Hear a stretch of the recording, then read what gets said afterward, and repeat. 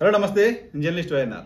Telugu Desam party పైన YSR Congress party చాలా స్ట్రాటజిక్గా కొంతమంది నాయకులను టార్గెట్ చేస్తూ పనిచేస్తూ వస్తుంది. తెలుగుదేశం పార్టీ అని కాకపోయినా కూటమి నాయకులుగా ఉన్న పవన్ కళ్యాణ్ గారి పైన ఒక మహిళా అభ్యర్థిని నిలబెట్టారు. సో మహిళా అభ్యర్థి వర్సెస్ పవన్ కళ్యాణ్ ఉంది. ఈవెన్ నారా లోకేష్ గారి పైన ఒక మహిళా అభ్యర్థిని పెట్టారు. నారా లోకేష్ గారు వర్సెస్ లావణ్య అక్కడ వార్ జరుగుతుంది. పవన్ కళ్యాణ్ గారి దగ్గర వంగగీత వర్సెస్ పవన్ కళ్యాణ్ వార్ జరుగుతుంది. ఈవెన్ బాలకృష్ణ గారి దగ్గర దీప వర్సెస్ బాలకృష్ణ అక్కడ ఒక మహిళా అభ్యర్థిని పెట్టారు.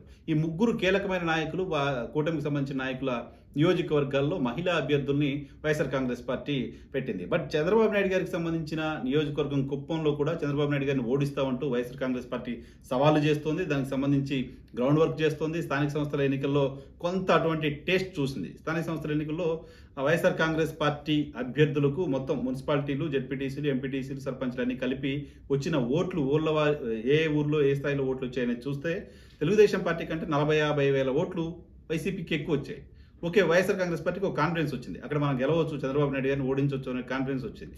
ఆ కాన్ఫిడెన్స్ వచ్చిన తర్వాత అక్కడ భరత్, గతంలో పోటీ చేసి ఓడిపోయిన చంద్రబాబు గారి అబ్బాయి భరత్కి ఎమ్మెల్సీ ఇచ్చి ఆయన రేపు పొద్దున గెలిస్తే మంత్రి పదవి చేస్తారని హామీ ఇచ్చి చాలా పెద్ద ఎత్తున కుప్పంకి నిధులు పారించి అక్కడ హంద్రీని కాలువలు తవ్వి కాలువలు నీళ్ళు ఇచ్చి, అంతేకాదు కుప్పం రెవెన్యూ డివిజన్ చేసి సో డెవలప్మెంట్ చేస్తాము, అక్కడ అందుబాటులో ఉండే అభ్యర్థిని ఇస్తాము, మీరు ఒకసారి మాకు గెలిపించి ఇవ్వండి అని ఒక స్లోగన్ ఇచ్చి పెద్దిరెడ్డి రామచంద్రారెడ్డి గారు ఆ నియోజకవర్గం పైన ప్రత్యేకమైన కాన్సన్ట్రేట్ చేసి సో ఇలా ఫోకస్డ్గా కుప్పం పైన వైఎస్ఆర్ కాంగ్రెస్ పార్టీ పనిచేస్తూ వస్తుంది.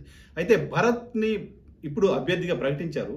భరత్కు ఓటు ఏంటంటే ముఖ్యమంత్రి అక్కడికి వెళ్ళి అభ్యర్థించి వచ్చారు. సో ఇప్పుడు తాజాగా జరుగుతున్న చర్చ ఇంకా అన్కన్ఫర్మ్డ్ న్యూసే, ఇది కన్ఫర్మ్ న్యూస్ అని చెప్పలేము. బట్ ఒక చర్చ ఏం జరుగుతుంది అంటే భరత్ సతీమణిని అక్కడ బరిలోకి దించాలని వైఎస్ఆర్ కాంగ్రెస్ పార్టీ ఆలోచన చేస్తుంది అంట. సో ఈవెన్ చంద్రబాబు నాయుడు గారి పైన కూడా ఒక మహిళా అభ్యర్థిని పెట్టాలనే ఆలోచన వైఎస్ఆర్ కాంగ్రెస్ పార్టీ చేస్తున్నట్లుగా వార్తలు వస్తున్నాయి. సో 50 రోజులకు పైగా ఇంకా సమయం ఉంది ఎన్నికలకు. సో అభ్యర్థుల ప్రకటన అన్ని పార్టీలు చేసినా అభ్యర్థులను మార్చడానికి సంబంధించిన అవకాశం కూడా ఉంటుంది. సో మార్చరు అని గగన్షాట్గా వాళ్ళే పోయి నామినేషన్ వేస్తారనే పరిస్థితి ఉండదు. సో ఈక్వేషన్ చూసుకొని ఇంకా సర్వేలు చూసుకొని ఎన్నికల నాటికి ఎవరైతే బాగుంటుంది అనేది రాజకీయ పార్టీలు బేరీజ్ చేసుకోవడం సహజం.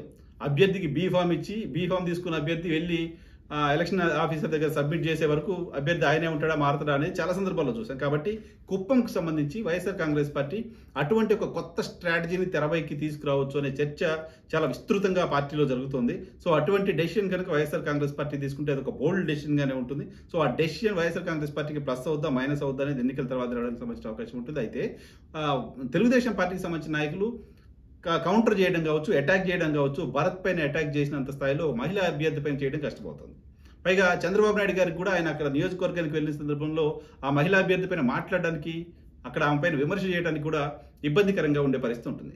సో దీనిలో భాగంగా వైఎస్ఆర్ కాంగ్రెస్ పార్టీ అటువంటి ఆలోచన చేసింది. మొత్తం 4 నాయకుల పైన, బాలకృష్ణ గారి పైన, పవన్ కళ్యాణ్ గారి పైన, లోకేష్ గారి పైన, చంద్రబాబు నాయుడు గారి పైన అందరూ మహిళా అభ్యర్థులనే పెట్టి ఒక అటెన్షన్ డ్రా చేయడం మాత్రమే కాదు, వాళ్ళతో ఓడించి సైకలాజికల్గా ఆ నాయకుల్ని మరింత మానసికంగా దెబ్బ కొట్టాలనే ఆలోచన వైసీపీ చేస్తున్నట్లుగా వార్తలు వస్తున్నాయి. చూడాలి, ఒకవేళ అది కనుక జరిగితే చాలా ఇంట్రెస్టింగ్ డెవలప్మెంట్గా కుప్పంలో అభ్యర్థి మార్పును మనం చూడవచ్చు.